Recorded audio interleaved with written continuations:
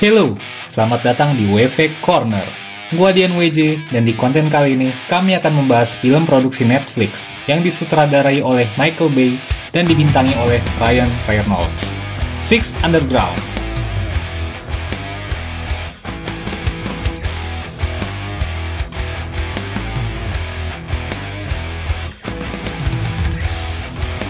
Setelah sukses besar dengan The Irishman dan Marriage Story yang menuai banyak pujian serta masuk di nominasi Best Picture Oscar 2020, perhatian Movie Mania terhadap film produksi Netflix menjadi semakin besar.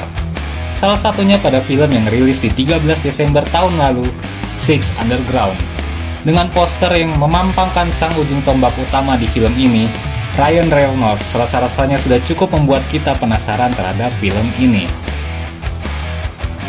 Film Michael Bay paling Michael Bay. Itulah ungkapan sang aktor dalam sebuah wawancara terkait penggambarannya mengenai film ini.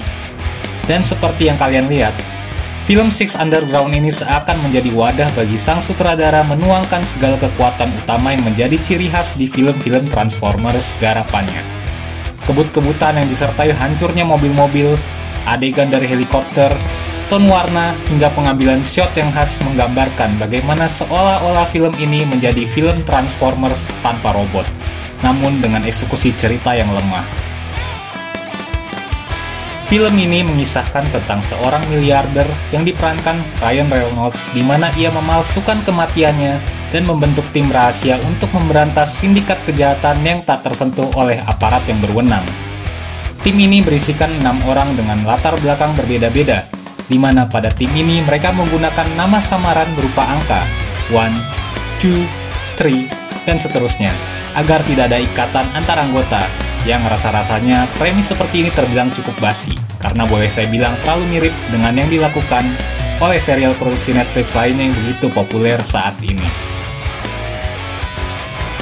Menggulingkan rezim pemerintahan di Turkistan yang dipimpin oleh seorang diktator menjadi misi pertama dari tim ini, di mana kejelasan mengenai inti dari film ini baru dikejar di 1 jam terakhir, usai segala aspek perkenalan karakter serta pembentukan tim dengan mode transisi alur maju mundur yang terbilang cukup berantakan dan membingungkan.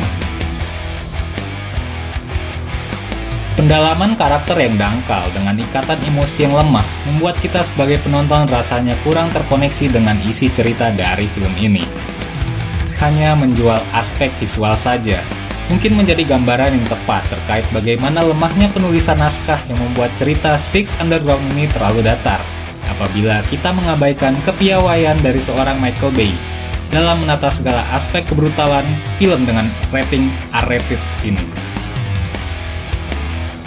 Ryan Reynolds yang sebelumnya begitu sukses besar dengan perannya sebagai Deadpool dan juga Pikachu, rasa-rasanya kurang bisa dieksplorasi dengan baik terkait karakter One yang sangat kentang terkait kemana karakter ini ingin dibawa. Belum lagi jokes-jokes di film ini yang kurang nendang dan seperti kurang tepat penempatannya. Meski demikian, film ini masih cukup menghibur dengan kekayaan aspek visualnya yang ditunjang budget besar untuk dapat bisa syuting di berbagai negara, membuat film ini menjadi cukup berwarna, walau sekali lagi cerita yang dangkal. Saya pribadi memberikan skor 55/100 untuk film Six Underground ini. Terima kasih sudah nonton konten kami. Silakan follow akun Instagram kami di @wvcorner.official. Gua Dian WJ, sampai jumpa di konten-konten berikutnya.